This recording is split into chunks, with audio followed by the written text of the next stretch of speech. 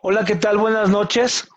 Estamos aquí dando seguimiento al programa anterior que teníamos con el tema de las implicaciones laborales y en el COVID. También aprovecho para presentarme. Mi nombre es Junior Borja. Yo soy licenciado en Administración con maestría en Mercadotecnia.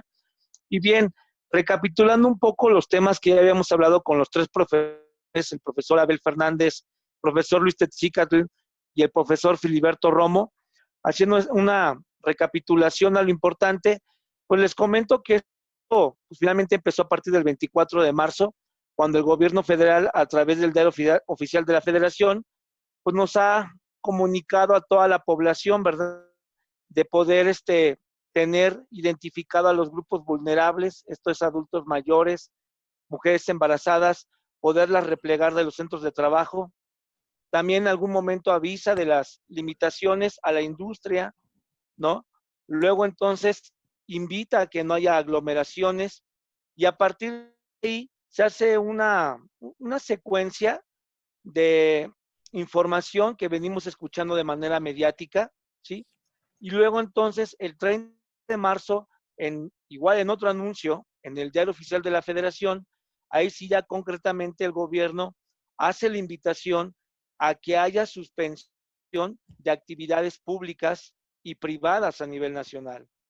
Además de que solicita que se baje la operación, ¿verdad? De industrias que no son del todo básicas, ¿no? Por otro lado, hace la invitación a las empresas para que no haya despidos, para que no haya reducción de salarios, y a partir de ahí es cuando se genera de alguna manera un caos, ¿no? En estados, en municipios, con pequeñas empresas, con grandes empresas. Hoy queremos aprovechar precisamente que tenemos tres voces desde distintos ángulos que nos estarían ayudando pues a poder complementar desde su punto de vista cómo están viviendo esta situación y de qué manera la logramos vincular con el aspecto laboral, ¿sí? Yo en mi caso les puedo platicar que, por ejemplo, la empresa para la cual trabajo, que es una empresa privada, ha habido mucha accesibilidad, no ha habido reducción, al contrario, hemos tenido todo el apego a la normatividad que nos vienen solicitando, pero eso es un ejemplo que yo les doy, ¿no? No obstante, el día de hoy vamos a escuchar en voz de los expertos a través de una dinámica de preguntas que yo les estaré haciendo y ellos ya nos darán un poquito más del contexto que tienen.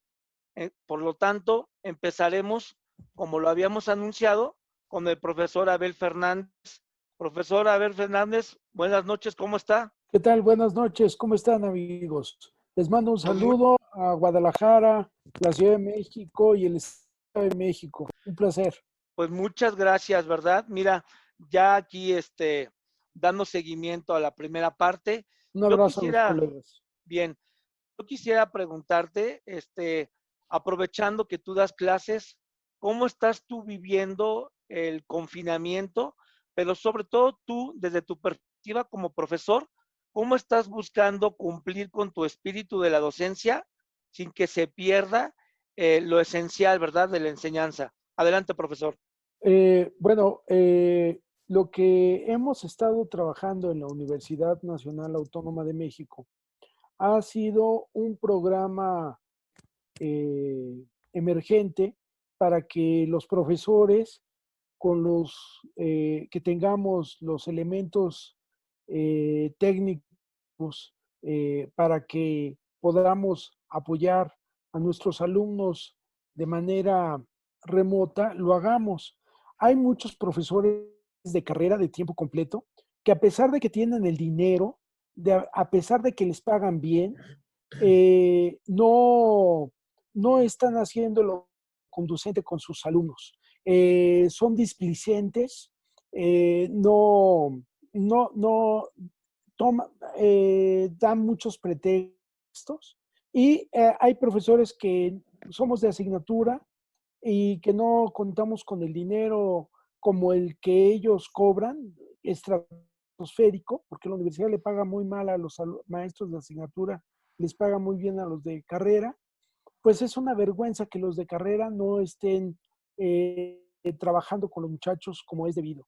Y nosotros que a duras penas tenemos una computadora, tenemos elementos, pues la vamos llevando. Igual los muchachos en sus casas a veces tienen una computadora por hogar y es muy difícil, tenemos que ser muy tolerantes con ellos.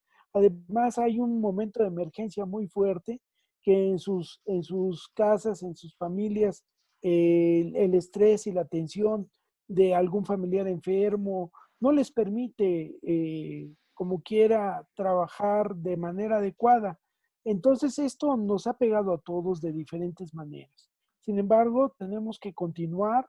Muchos de mis compañeros han trabajado con sus alumnos en distintas plataformas, en Zoom, en diferentes plataformas que les permitan trabajar con sus alumnos. Yo, por ejemplo, lo he hecho a través de correo electrónico y no se trata de pasarlos con 10 a todos. Yo no hago eso.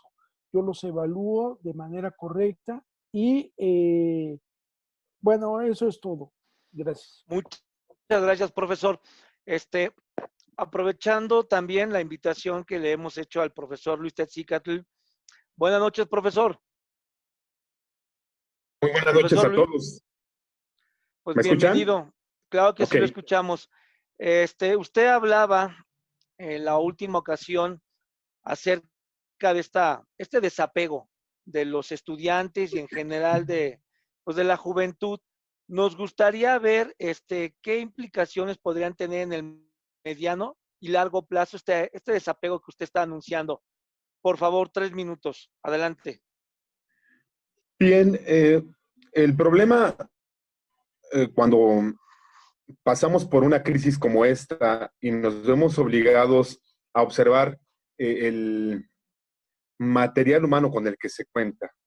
Me refiero a los jóvenes, estudiantes de nivel medio, de nivel superior, a los jóvenes que están también en maestría, y a los no tan jóvenes, pero en este caso en particular al rango de edad seguramente de entre 14 y 15 años y hasta 24, 25, es que pertenecen a generaciones en las cuales no se han dado a la tarea de documentarse. En Europa, hace 2 años, si no mal recuerdo, en Inglaterra, se hizo una encuesta para saber qué pensaban los jóvenes de los adultos. Y la conclusión fue que los jóvenes decían que los adultos, y me refiero a la gente de 27, 28 años hacia arriba, somos ignorantes. Cuando se les preguntaba por qué somos ignorantes, ellos respondían que somos ignorantes porque no sabemos utilizar el teléfono celular. No sé si haga falta algún otro indicio, una prueba más, para considerar qué es lo que se encuentra presente en la cabeza de estos jóvenes, que bueno, son un referente. Ese solo país no representa a todo el mundo, pero nosotros que somos docentes sabemos a qué me refiero. El que se hayan vuelto gente práctica, gente que utiliza la tecnología, gente que ha dejado de realizar gradualmente labores físicas, labores intelectuales, porque la información la tienen en la mano, a veces aunque sea información sesgada, pues habla evidentemente de una formación también parcial, si es que se le puede llamar formación. Y la actitud que una persona con esa información asume es también muy práctica en relación de la vida cotidiana. De hecho, a nosotros que nos dedicamos a la enseñanza, nos han dicho que tenemos que ser facilitadores y el facilitador nada más capitaliza la información que va acumulando el estudiante. Yo me preguntaría en este momento, ¿qué información van acumulando? En relación de la crisis, por ejemplo, ¿cómo se comportan? ¿Qué es lo que visualizan? ¿Realmente están conscientes de ello? Múltiples notas han salido que hablan del comportamiento de los jóvenes y es en un gran número de ellos, no quiero generalizar porque también sería algo fuera de lugar, la intransigencia, la falta de atención en cuanto a las medidas que deben asumir. Cuando hablamos de que se tiene que trabajar en línea, que es lo que comentaba el maestro Abel, pues también se realiza un trabajo complicado porque nosotros podemos exponer, pero ellos pueden cubrir su imagen en la pantalla cuando es de forma virtual. Y este tipo de conductas hablan del ciudadano que tenemos y que habremos de tener. Se vuelve entonces importante poderles aproximar información, pero información que sea útil, información que sea importante, información que tenga una fuente sólida, como las estadísticas que yo establecía la vez pasada. Quería mencionar que el panorama que pinta para ellos en el aspecto laboral es muy lamentable. Es muy lamentable. Lo podremos tocar en alguna otra ocasión porque me gustaría tocar acá la movilidad laboral.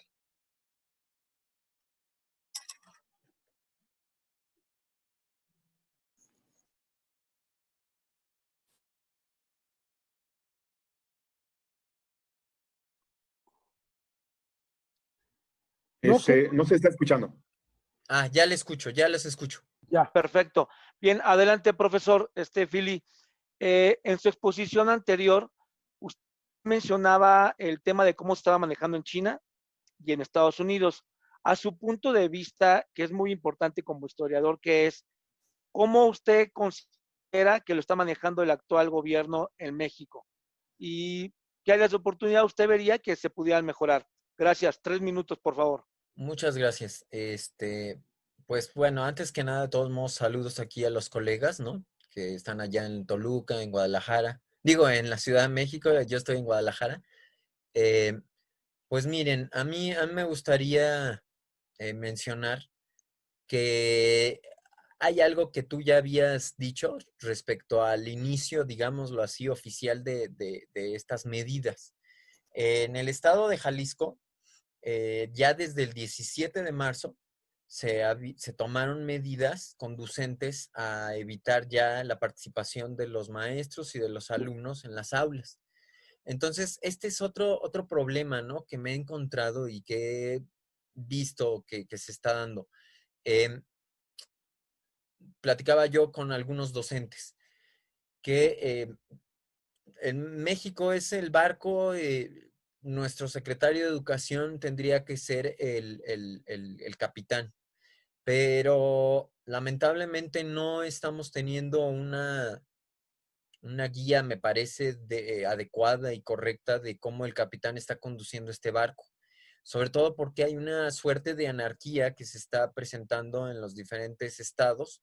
Ahora estamos ante el problema no solo de que el inicio de la pandemia se hiciera oficial en diferentes estados en diferentes momentos, sino que de hecho nos encontramos ante la situación de que nos hemos tenido que acomodar a cuándo nos iban a regresar ya a las aulas. Y pues todo parece indicar que el regreso a las aulas pues va a ser hasta septiembre. Entonces, a mí me preocupa mucho esta parte de cómo el gobierno mexicano está llevando esta consideración, porque no en todas las escuelas se manejan contratos para maestros de manera indefinida. Muchas veces los maestros tienen que renovar su contrato al terminar un ciclo escolar. Y esto a mí me parece un tanto peligroso por parte de los maestros a través de las direcciones, sobre todo cuando son de escuelas particulares o privadas. Quizá en las escuelas públicas se va a poder manejar un poco mejor esta situación, pero me parece a mí que se está dejando en el aire, se está dejando a la deriva, ¿no? Ahondando en esta comparación del barco, se está dejando a la deriva a muchos docentes que están trabajando en el sistema particular, en el sistema privado. Y en ese sentido, a mí me parece que tendríamos que estar también hablando de este tema, ¿no? Porque hemos hablado como del pasado, de nuestra historia, pero ahora también tenemos que ver hacia el futuro, ¿no? Lo cierto es que la historia nos está diciendo que cada uno de nosotros ha entrado en esta fase de clases en línea en diferentes momentos. Entonces, bueno, me gustaría ver más adelante que podamos platicar también al respecto. Muchas gracias. Muchas gracias, profesor Fili. Siguiendo con la dinámica, pasamos a la segunda ronda de preguntas. Por favor, profesor Abel Fernández, usted también hablaba de la sociabilización. Yo le preguntaría lo siguiente, esta sociabilización, Sí. ¿usted en el mediano plazo cree que haya un impacto? Y sobre todo en el vínculo laboral, esto es, usted como profesor con sus alumnos. Adelante, 3 minutos. Muchas gracias. En realidad, un tanto como socialización, yo creo que lo que estamos viviendo con la pandemia es una situación muy grave en varios órdenes. La pandemia ha cambiado nuestra forma de ver nuestra vida, nuestro entorno inmediato. En la universidad, tan solo, la universidad es muy amplia. Yo trabajo en el subsistema de bachillerato y desafortunadamente, en esta semana, en menos de 3 días, han fallecido ya 4 profesores del plantel Naucalpan, del CCH Naucalpan. Estas noticias son delicadas y son fuertes. Es muy grave lo que sucede porque es gente a la que estábamos acostumbrados a ver, a platicar con ella, y de pronto ya no está. Entonces, el impacto con sus alumnos de saber que ha fallecido un maestro, eso obliga a que se abran, pues, centros de atención a no solamente la enfermedad, como le estamos viendo, que el gobierno de México está haciendo hasta lo imposible, levantando en el Autónomo de Hermanos Rodríguez un hospital, improvisando un hospital en el centro Banamex, en fin. No tenemos los medios que en China, en Wuhan, en el epicentro de la pandemia, levantaron un hospital. Entonces, aquí se necesitan psicólogos para ver las dolencias, las afecciones de los alumnos, de los muchachos, de la gente. Es muy grave lo que estamos viviendo. Gracias, profesor. Siguiendo con la segunda ronda de preguntas, por favor, al profesor y abogado Luis Tetzicatl. Yo una pregunta y aprovechando su expertise en el área jurídica, ¿alguna implicación ya en el tiempo presente que usted vea en el tema laboral con respecto a alguna prestación social que se pudiera llegar a perder, profesor? Y si no, en el mediano plazo. Sí, muchas gracias. La verdad es que de repente me ataca mi ánimo de politólogo, porque también soy politólogo, y me salgo un poquito de lo jurídico, pero tengo la fortuna de hacer unas mezclas muy interesantes, al menos eso es lo que yo he llegado a considerar. Y en ese sentido, yo quisiera comentar que hace un par de años se dio una reforma laboral que permitía establecer contratos, vamos a llamarle así por ahora para que el auditorio lo asimile rápido, temporales, con los cuales se podría contratar a una persona para ver si desarrolla la habilidad y que se quede definitivamente a laborar en una empresa. Esa reforma, que tiene en ello que he mencionado una de sus últimas etapas, así como la de que se quite la Junta Local y la Junta Federal para que haya un tribunal de conciliación, un tribunal de carácter judicial, porque el que existe no estaba en ese rubro ni llevaba todos los asuntos. Un juzgado, pues, un juzgado laboral, en otras palabras, es una muestra de que había ya una transición laboral. Entonces, esas nuevas normas, esas nuevas disposiciones van a impactar en lo que ahora está ocurriendo. Con base en los números que habíamos mencionado con anterioridad, estamos hablando de que se estarían cerrando fuentes de empleo también. Por eso la movilidad laboral. Pero hay algo muy interesante. Y me vino a la cabeza ahora que escuchaba al profesor Abel, que decía que el gobierno está haciendo todo lo que puede. Sí está haciendo todo lo que puede y el gobierno está respondiendo a la altura. Nada más que lo está haciendo de una forma muy polémica, porque no nada más es el hecho de que haya contratado a 45,080 médicos para tratar el COVID y que los ponga a disposición en esos lugares habilitados y en esos hospitales designados para recibir a los pacientes, sino que también considera crear algo así como 2 millones de empleos.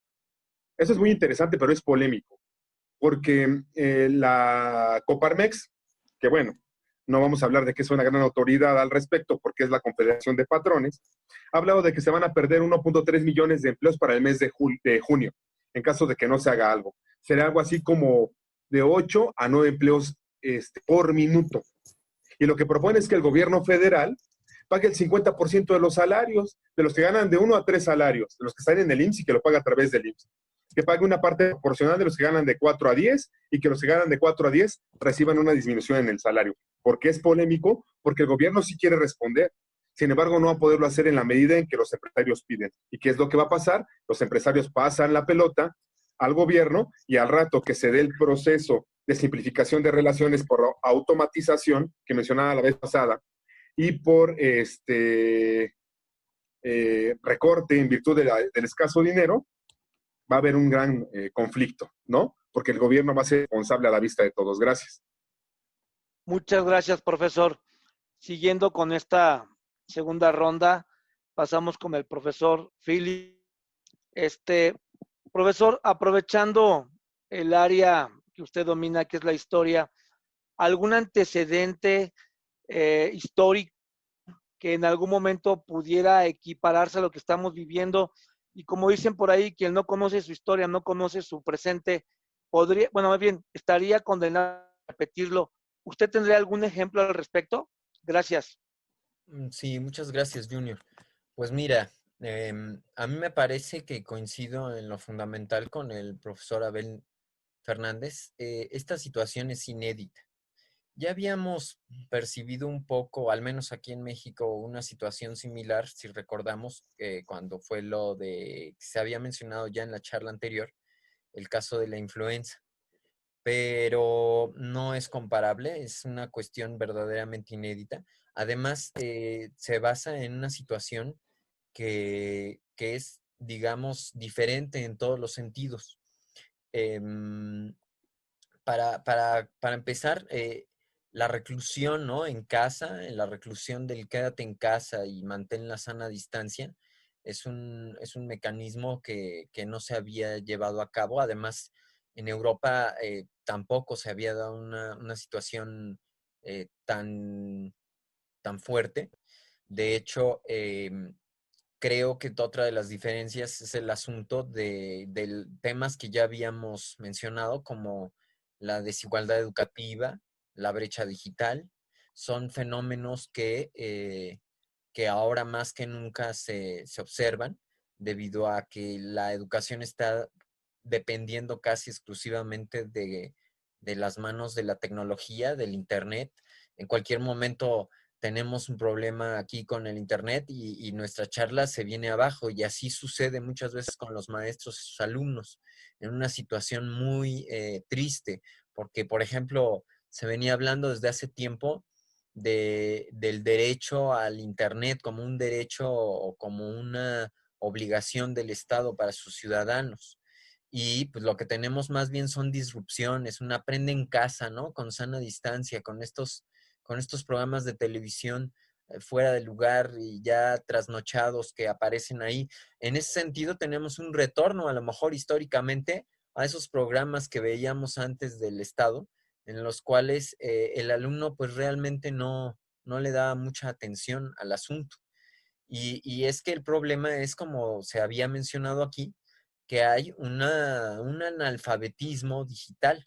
Y ese analfabetismo digital no permite en estos tiempos poder resolver estos problemas, ¿no? A mí me parece que en ese sentido hay pocas cosas que podamos aprender del pasado, pero habrá que ver qué aprendemos de esta situación en este momento. Ok, muchas gracias, profesor. Y me voy a la tercera y última ronda de preguntas, iniciando con el profesor Abel Fernández. Y quiero recapitular algo de lo que ha dicho el profesor Philly Romo. Y al respecto quisiera preguntarle, profesor Abel, ¿esta situación pandémica es clasista? Es decir, ¿les pega por igual a todos o en realidad no? Y sobre todo en el tema laboral, ¿cómo usted lo está percibiendo? Adelante, profesora.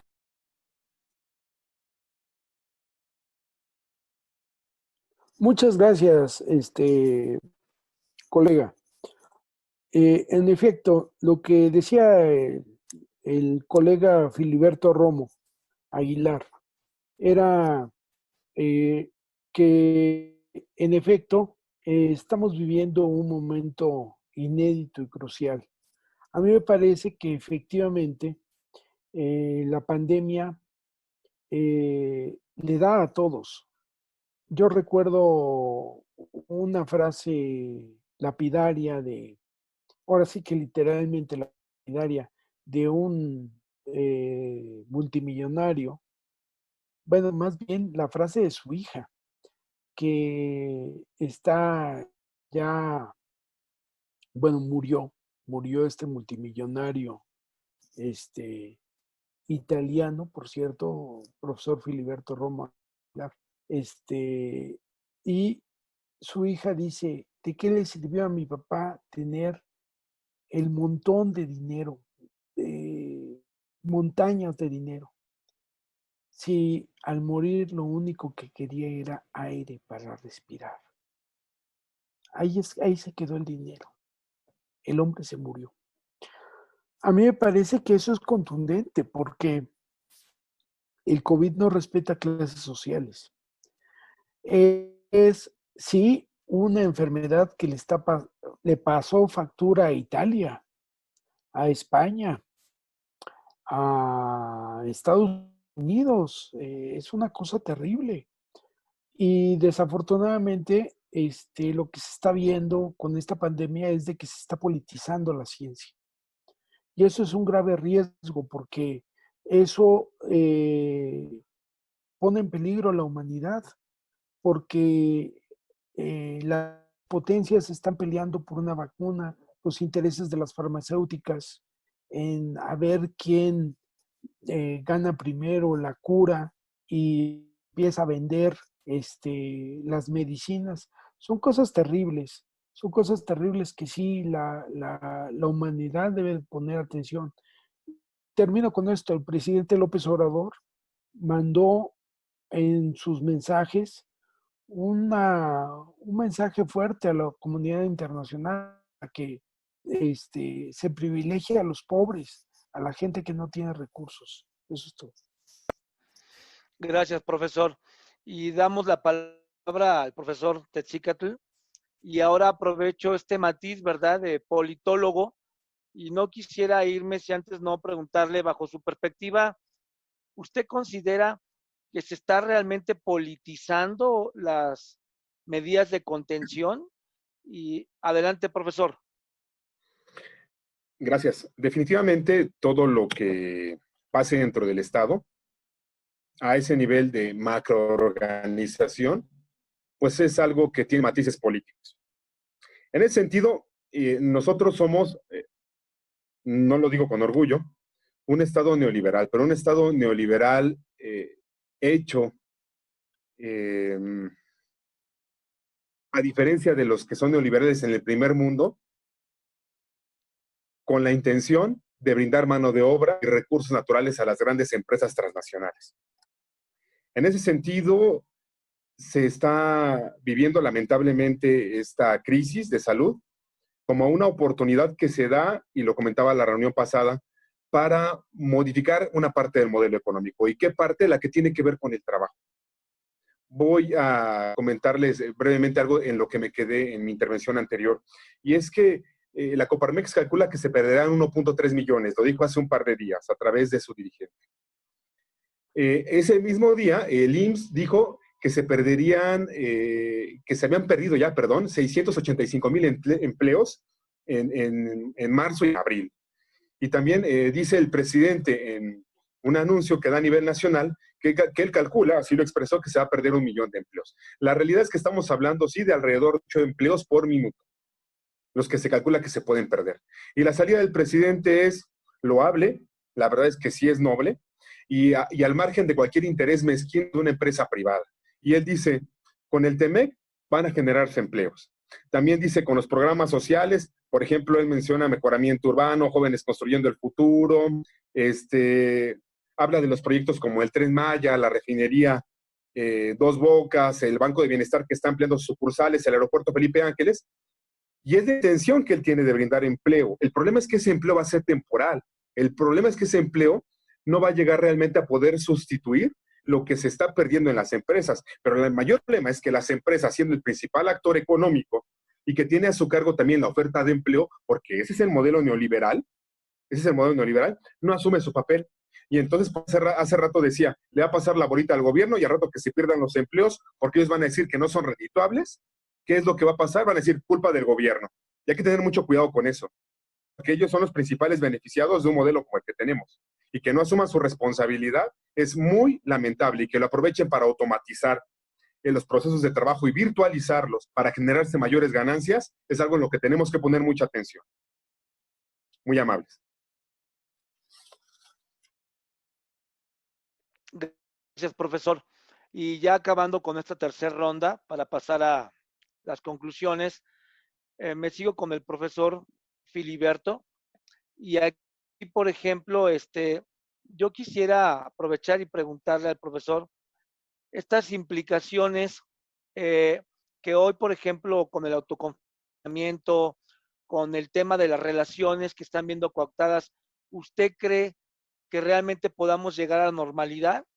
¿O en algún momento hay algo que usted considere que ya no sería rescatable dentro de las relaciones laborales? Adelante, profesor Philip.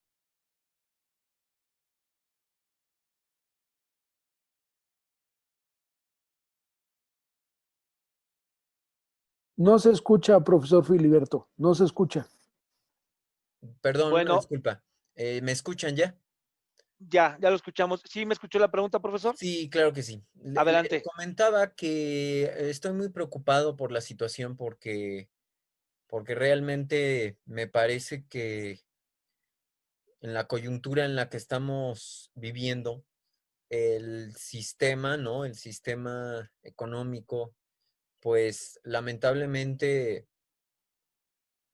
creo que está habiendo este cambio que yo había mencionado en la charla pasada, en la mesa redonda de la vez pasada, que implica un cambio muy fuerte, ¿no? En la opresión y en la desarticulación de estas relaciones laborales. A mí me parece que ahora el escenario es mucho más fácil para desarticular estas relaciones laborales, como había comentado, porque el maestro pues no está ahí, no está presente, no puede ni siquiera a veces platicar con su director en persona, con los otros docentes, no puede tampoco pues charlar con sus alumnos. La verdad es que está en una situación muy inerme. No me parece que el profesor está corriendo un riesgo mayúsculo en la situación en la que estamos viviendo. Y en ese sentido, no veo la situación muy halagueña. Pero bueno, también es cierto que tendremos que adaptarnos a estas nuevas situaciones. Por supuesto que lo que decía el profesor Abel es muy importante porque los alumnos se enteran del fallecimiento de algún maestro o se enteran del fallecimiento de algún conocido o amigo y también está jugando aquí el asunto del pánico, el asunto del miedo. Entonces, yo no sé cómo se va a lograr esta normalización de la que me preguntan, porque, porque también sabemos que hay muchas personas que eh, poseen el virus, pero son asintomáticas. Entonces, yo creo que se tiene que tener mucho cuidado para este regreso, pero también se tienen que cuidar las relaciones de trabajo, las relaciones laborales, las relaciones entre los diferentes actores que conforman la parte económica y muy particularmente en la cuestión educativa. Yo hago un llamado a que los que vean esta charla, esta mesa, mediten al respecto. Muchas gracias. Gracias, profesor. Y miren, dando paso a mis conclusiones, a mis ideas, y también aprovechando de alguna manera mi expertise dentro del campo de la administración de empresas, yo, por ejemplo, ¿cómo lo veo? En el tema del recurso humano, definitivamente el autoconfinamiento está impactando, ¿sí? En el aspecto laboral, dado que muchas de las veces las jornadas, si no se están reduciendo en tiempo, si al menos están reduciendo en el tiempo que pudieras estar en la oficina versus tu hogar. Esto implica que hay actividades que tengas que hacer en el hogar, ¿sí? Pero con tus propios recursos, recursos que muchas de las veces tú tenías en la oficina, ¿no? Desde tu internet, desde la impresión de documentos, etcétera. Por otro lado, de igual manera, pues nos estamos eh, atreviendo a forzar, ¿verdad? Estas relaciones, dado que, por ejemplo, muchas de las veces la humanización lo que nos permite es comunicarnos entre nosotros. Hoy, por ejemplo, la comunicación la estamos llevando a través de una pantalla, ¿sí? A través de aplicaciones como Teams, como Zoom, etcétera, ¿no? Hoy vemos a los maestros cómo dan clases a los alumnos de primaria, de secundaria, a través de estas aplicaciones. Nosotros mismos cómo hacemos las juntas, las reuniones, y muchas de las veces pues estamos limitados, ¿no? Porque tenemos que ser más acotados en lo que decimos, más precisos, y eso muchas de las veces llega a generar dudas. Por otro lado, en el aspecto comercial, de igual manera hay un cambio, porque por ejemplo hay un cambio en las relaciones con proveedores y con clientes, ¿sí? Con los clientes, desde el momento en que se les limita la entrada al establecimiento con cubrebocas, limitación de población dentro de la tienda, no más de 10 personas, etcétera, etcétera. Eso de alguna manera inhibe el consumo, ¿no? Y por otro lado, el mismo consumo está teniendo una modificación. Por una parte, no olvidemos que hay ciertas industrias que pararon, ¿verdad? Y estas industrias al parar, pues se vieron limitadas en seguir produciendo. ¿Esto qué implica? Que ya sea producto que ya no se vende en tienda. Por ejemplo, el alcohol, el cigarro, ¿no? ¿Y esto en qué perjudica? Perjudica en que estas jornadas de trabajo en estas industrias, pues de igual manera se han visto afectadas, ¿sí? En pocas palabras, hoy el coronavirus es un reto para todos, ¿sí? Tanto en el ámbito personal, tanto en el ámbito familiar, como en el ámbito laboral, ¿no? Yo invito precisamente a la audiencia que tenemos a que haga esta reflexión. Tenemos que adaptarnos, no hay más. Difícilmente llegaremos a la normalidad y más porque ahora, pues hasta el momento no ha habido una vacuna o una solución. Por otro lado, a nivel mundial, no hay ningún país que tenga la receta perfecta. Dicho esto, hoy más que nunca tenemos que ejecutar las medidas que nos piden, ser precautorios, ¿verdad? En cuanto a la Susana distancia y en cuanto a no salir de casa es muy importante, ¿sí?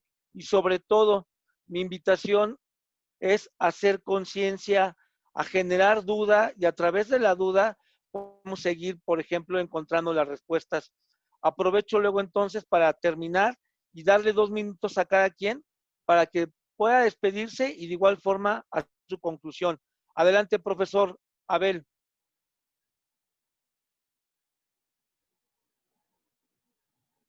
Yo solamente quiero agradecerle al maestro Filiberto Romo Aguilar, al maestro Luis Texicatl, al maestro Junior Borjas, César Junior Borjas, el haberme invitado a esta charla con amigos tan queridos. Gracias. Esto. Adelante, profesor Luis, breve y terminamos con los Philly, por favor. Bien, quiero agradecerles la intervención. Me gustaría que hubiéramos podido barajar algunas otras cuestiones en relación al trabajo, además de lo que hemos comentado desde nuestra propia perspectiva, porque es muy importante que demos a los demás una visión amplia de lo que está ocurriendo, que tengan los demás, perdón por ampliarme, conciencia respecto de lo que pasa, no nada más en nuestro trabajo, que cada uno de aquí lo conoce, sino lo que puede pasar con los demás. Estamos en un momento de crisis, pero no nada más va a ser de salud. Gracias a todos. Adelante, profesor Philly, nos quedan segundos para terminar.